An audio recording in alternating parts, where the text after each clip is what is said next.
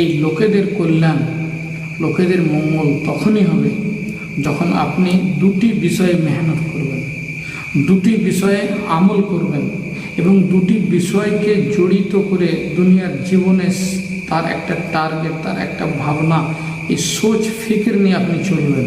আল্লাহ রাব্বুল আলামিন তখন আপনাকে শ্রেষ্ঠ উম্মাতের ওই উপাধি এবং সেই লাকাব হিসাবে আপনার মর্যাদা, আপনার সম্মান আল্লাহ রাব্বুল আলামিন বৃদ্ধি করবেন। আসসালামু আলাইকুম ওয়া রাহমাতুল্লাহি ওয়া বারাকাতুহু। ইন্নাল হামদুলিল্লাহি রাব্বিল আলামিন ওয়াল আকিবাতু লিল মুত্তাকিন ওয়াসসালাতু ওয়াসসালামু আলা আশরাফিল আমবিয়াই ওয়াল মুরসালিন নবিয়িনা মুহাম্মাদিন ওয়া আলা আলিহি ওয়া আসহাবিহি আজমাইন ওয়া আলা মান তাবি'আহুম বিইহসানিন ইলা ইয়াউমিদ্দিন। আম্মা বা'দ। فقد قال الله تعالى: أعوذ بالله السميع العليم من الشيطان الرجيم كنتم خير أمة أخرجت للناس تأمرون بالمعروف وتنهون عن المنكر وتؤمنون بالله. الآية. وعن أبي سعيد الخدري رضي الله تعالى عنه قال: سمعت رسول الله صلى الله عليه وسلم يقول: من رأى منكم منكرا فليغيره بيده فإن لم يستطع فبلسانه وإن لم يستطع فبقلبه وذلك أضعف الإيمان. رواه مسلم في كتاب الإيمان. উপস্থিত সম্মানিত দর্শক মণ্ডলী, আল্লাহ তাআলার অশেষ রহমতে আপনারা সকলেই সুস্থ আছেন। আল্লাহ তাআলার কাছে এই দোয়া করি, আল্লাহ যেন আমাদের সকলকে এই আলোচনায় যে আমরা আলোচনা শুনব সেগুলো যাতে করে মেনে চলার তৌফিক দান করেন। আল্লাহ যেন আমাদেরকে এই তৌফিক দেন বলেন আল্লাহুম্মা আমিন। আমি আপনাদের সামনে আজকে খুব সংক্ষিপ্তভাবে আমাদের পরিচয় সম্পর্কে এবং আমাদের দায়িত্ব কর্তব্য সম্পর্কে কিছু আলোচনা করি। আল্লাহ সুবহানাহু ওয়া তাআলা আমাদের পরিচয়, আমাদের দায়িত্ব, আমাদের কর্তব্য সম্পর্কে কোরআনুল কারীমের ভিতরে সূরাতুল আল ইমরান সূরা নম্বর 3 আয়াত নম্বর 110 এ ইরশাদ করেন: কুনতুম খায়রা উম্মাতিন উখরিজাত লিন-নাস, তোমরা শ্রেষ্ঠ জাতি, তোমাদের আবির্ভাব হয়েছে লোকেদের কল্যাণার্থে, তোমাদেরকে বের করা হয়েছে, তোমাদেরকে নিয়ে আসা হয়েছে লোকেদের কল্যাণার্থে। আর এই কাজ করার জন্য, এই কাজের সাথে তোমাদেরকে জড়িত থাকার জন্য আল্লাহ রাব্বুল আলামিন এই উপাধি দিয়েছেন, এই লাকাব দিয়েছেন শ্রেষ্ঠ উম্মত। এর পূর্বে যত নবী আলাইহিস সালাতু ওয়াস সালাম এসেছিলেন, কোনো নবীর উম্মতকে এই এত বড় উপাধি, এই লাকাব কাউকে দেওয়া হয়নি, এই উম্মতে মুহাম্মদ সাল্লাল্লাহু আলাইহি ওয়াসাল্লাম ছাড়া। আল্লাহ রাব্বুল আলামিন যে দায়িত্ব দিলেন এবং যে দায়িত্বর সাথে এর সম্পর্ক এবং এর উপাধি দিলেন, কুনতুম খায়রা উম্মাতিন উখরিজাত লিন-নাস তা'মুরুনা বিল মা'রুফ ওয়া তানহাউনা আনিল মুনকার, যে তোমরা সৎ কাজের আদেশ দিবে, অসৎ কাজ থেকে বাধা প্রদান করবে, ওয়া তু'মিনুনা বিল্লাহ, এবং আল্লাহর প্রতি ঈমান আনবে। এখানে আল্লাহ রাব্বুল আলামিন শ্রেষ্ঠ উম্মত ঘোষণা করতে গিয়ে বড় বড় কয়েকটি দায়িত্ব দিলেন এবং কয়েকটি গুণ, বিশেষ সিফাতের কথা বললেন। সেগুলো কি কি? প্রথম যেটি, সেটা হচ্ছে যে শ্রেষ্ঠ উম্মত এই জন্যেই যে এদের আবির্ভাব, এই লোকেদের কল্যাণ, লোকেদের মঙ্গল তখনই হবে যখন আপনি দুটি বিষয়ে মেহনত করবেন, দুটি বিষয়ে আমল করবেন এবং দুটি বিষয়কে জড়িত করে দুনিয়ার জীবনে তার একটা টার্গেট, তার একটা ভাবনা, এই সোচ ফিকির নিয়ে আপনি চলবেন। আল্লাহ রাব্বুল আলামিন তখন আপনাকে শ্রেষ্ঠ উম্মাতের ওই উপাধি এবং সেই লাকাব হিসাবে আপনার মর্যাদা, আপনার সম্মান আল্লাহ রাব্বুল আলামিন বৃদ্ধি করা হয়েছে। তোমাদেরকে বের করা হয়েছে উখরিজাত লিন-নাস, লোকেদের জন্য, লোকেদের কল্যাণের জন্য, লোকেদের মঙ্গল কামনা করার জন্য। সেগুলো কি কি? আল্লাহ রাব্বুল আলামিন বলছেন তা'মুরুনা বিল মা'রুফ, সৎ কাজের আদেশ দেওয়া। সৎ কাজের আদেশটা আপনাকে খুব সংক্ষিপ্তভাবে বোঝাচ্ছি। সৎ কাজের আদেশ বলতে দুনিয়াতে যে সমস্ত কাজ করলে নেকি হবে, যে সমস্ত কাজ করার নির্দেশ আল্লাহ সুবহানাহু ওয়া তাআলা কোরআনে কারীমের ভিতরে দিয়েছেন, রাসূলুল্লাহ সাল্লাল্লাহু আলাইহি ওয়াসাল্লাম হাদিসের মধ্যে দিয়েছেন, সেই কাজগুলো করা, সৎকর্ম করা। ওয়া তানহাউনা আনিল মুনকার, এবং অসৎ কাজ থেকে বাধা প্রদান করা। যে সমস্ত কাজগুলো হারাম, যে সমস্ত কাজগুলো অবৈধ, যে সমস্ত কাজগুলো করা থেকে আল্লাহ সুবহানাহু ওয়া তাআলা বিরত থাকতে বলেছেন, নবী সাল্লাল্লাহু আলাইহি ওয়াসাল্লাম সে সমস্ত কাজগুলো থেকে দূরে আসতে বলেছেন, সেই কাজগুলো থেকে মানুষকে বিরত থাকা, মানুষকে দূরে সরিয়ে রাখা, এই দুটি বড় দায়িত্ব দিয়ে আল্লাহ রাব্বুল আলামিন এই উম্মাতকে শ্রেষ্ঠ উম্মাতের উপাধি দিয়েছেন। শ্রেষ্ঠ উম্মাতের যে লাকাব দিয়েছেন, এর পিছনে সব থেকে বড় উদ্দেশ্য এটাই যে এদের ভিতরে দুটি গুণ থাকবে, সৎ কাজের আদেশ দিবে এবং অসৎ কাজ থেকে বাধা প্রদান করবে। সৎ কাজ দুনিয়াতে অনেক, তার ভিতরে খুব সহজ করে যদি বলি আর খুবই সংক্ষেপে বলি, তাহলে তার প্রথম কথা যেটি, সেটি হচ্ছে আল্লাহ তাআলার একত্ববাদ, আল্লাহ তাআলার তাওহীদের প্রচার প্রসার করা। আল্লাহ ভোলা ব্যক্তি যারা স্রষ্টাকে চিনে না, মালিককে চিনে না, রাজ্জাককে চিনে না, তার সাথে তার সম্পর্ককে জড়িয়ে দেওয়া।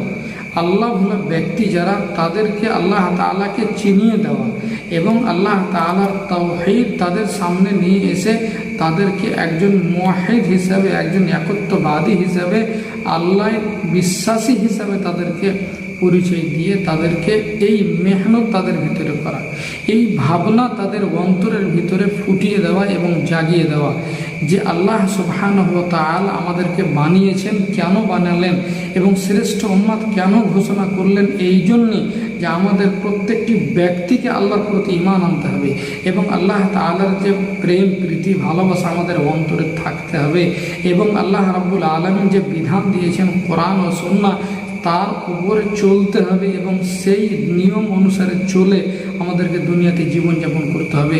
যদি করি তাহলে আমাদের পরকালে জান্নাত আছে।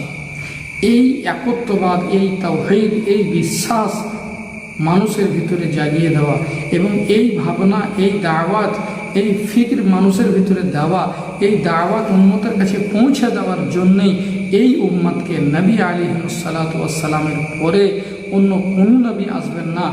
এই উম্মতকে শ্রেষ্ঠ উম্মত ঘোষণা করা হয়েছে। উলামায়ে কেরাম যারা, তাদের উপাধি দেওয়া হয়েছে ইন্নামাল উলামা ওয়ারাসাতুল আম্বিয়া, ইবনে মাজার এই হাদিসগুলো থেকে, এবং কোরআন যে বলছে ইন্নামা ইয়াখশাল্লাহ মিন ইবাদিহিল উলামা, সূরাতুল ফাতিরের ভিতরে।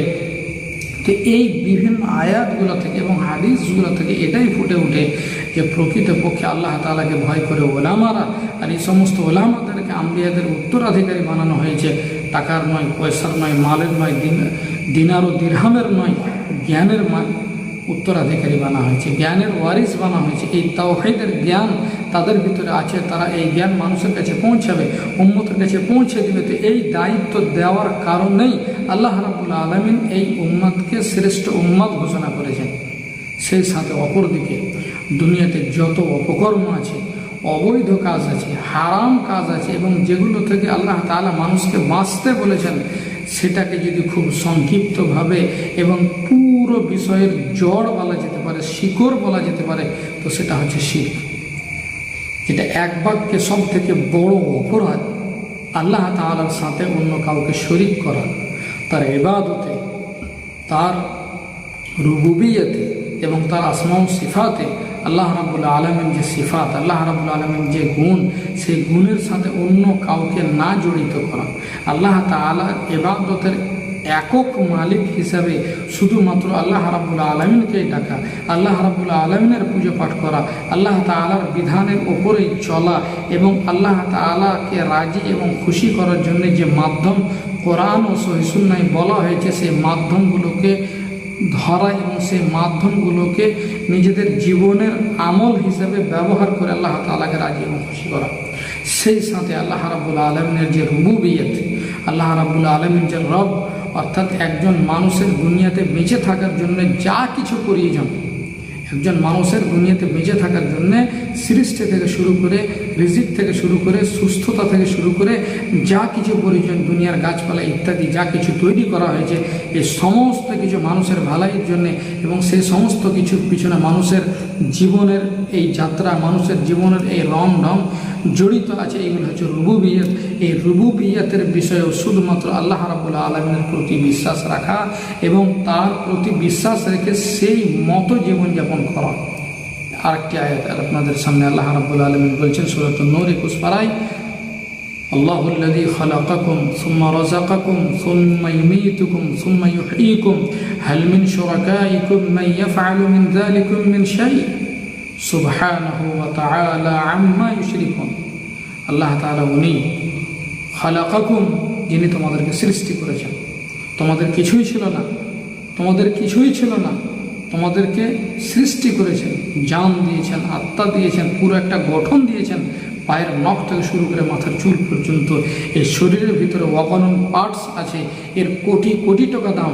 আমরা সংক্ষিপ্তভাবে বুঝতে পারি, আমাদের শরীরে কোনো একটা অংশ যদি কমজোর হয়ে যায়, অসুস্থর কারণে দুর্বল হয়ে পড়ে, সেই অংশটা যদি নিজের কাজ করা ছেড়ে দেয়, তো সেই অসুস্থকে দূর করার জন্যে, পূর্ণ সুস্থতা লাভ করার জন্য আমাদেরকে কি করতে হয়?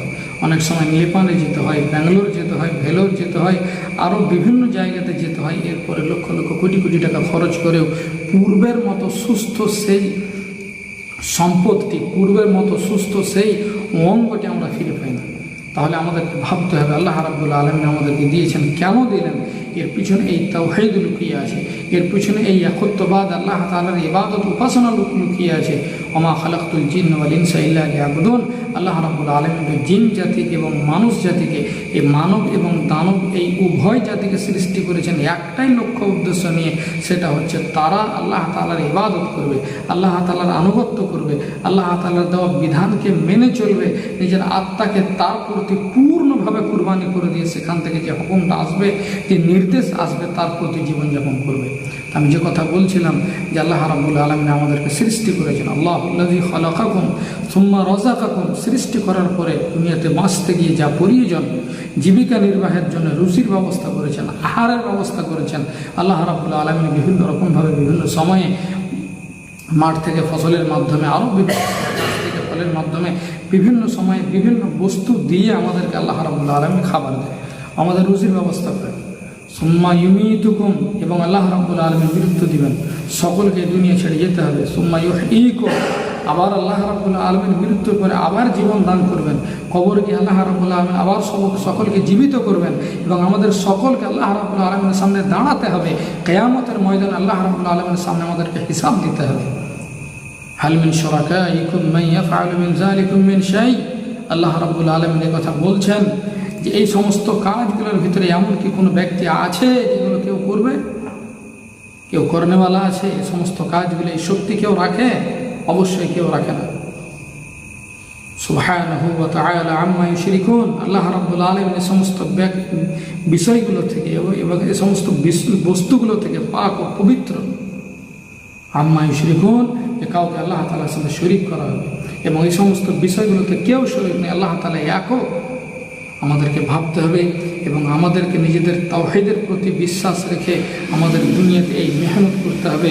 আমি একজন মুওয়াহিদ হিসেবে আমাকে মানুষকে তাওহীদের দিকে ডাকতে হবে, দ্বীন ইসলামের দাওয়াত তাদের কাছে পৌঁছে দিতে হবে, এবং মানুষকে শিরক থেকে আল্লাহ তাআলার সাথে অংশীদার যে ব্যক্তিরা বানাচ্ছে, বিভিন্ন সময়ে বিভিন্ন বস্তুকে, পাথরকে, আরও প্রতিমাকে, আরও বিভিন্ন সময়ে আমাদের মানুষের ভিতরে বাবা হিসেবে এই যে বিভিন্ন সময় বিভিন্ন ফিতনা আমাদের সামনে আসছে, এবং শিরকের যে দরজাগুলো আছে সেগুলোকে বন্ধ করতে হবে, এবং আল্লাহর প্রতি মজবুত ঈমান রাখতে হবে।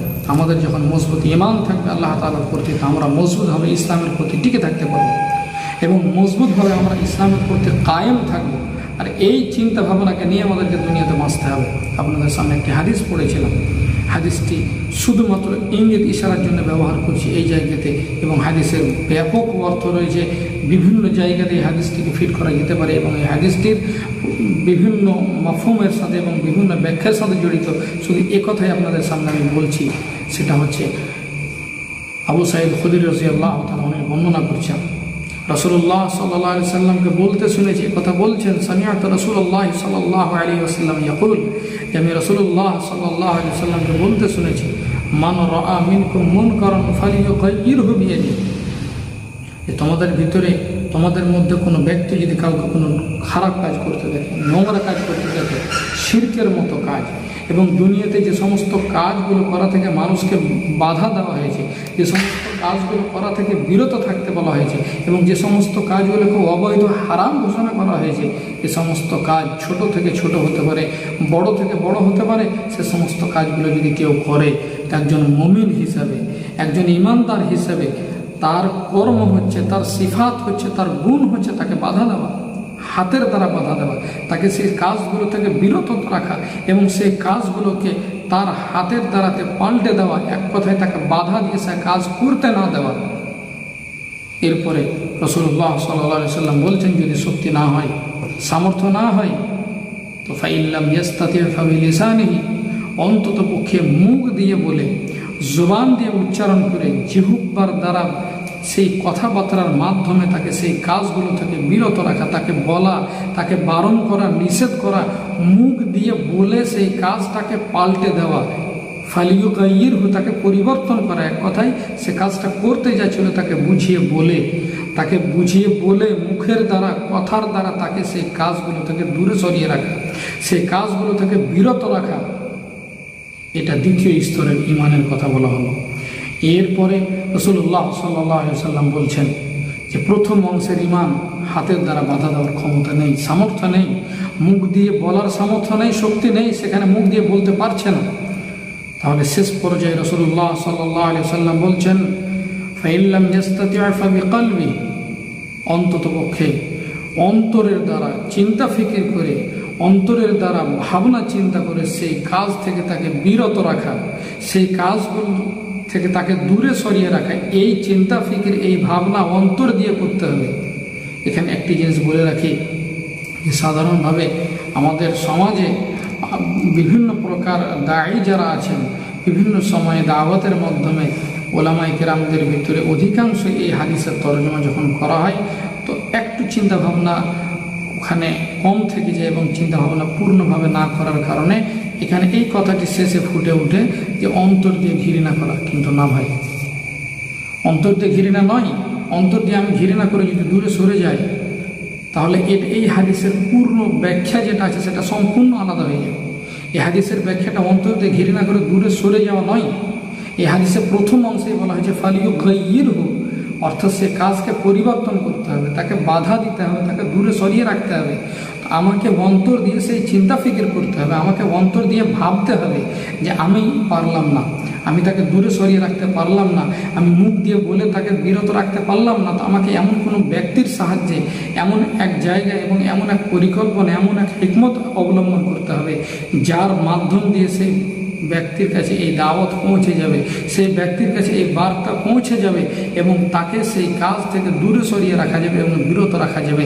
এই ভাবনা, এই চিন্তা ফিকির করে যদি আমি তাকে দূরে সরিয়ে রাখতে পারি, তাহলে রাসূলুল্লাহ সাল্লাল্লাহু আলাইহি সাল্লাম বলছেন, ওয়াযালিকা আযআফুল ঈমান, এটা হচ্ছে ঈমানের একেবারে সর্বনিম্ন স্তর, এর থেকে নিচে আর হয় না।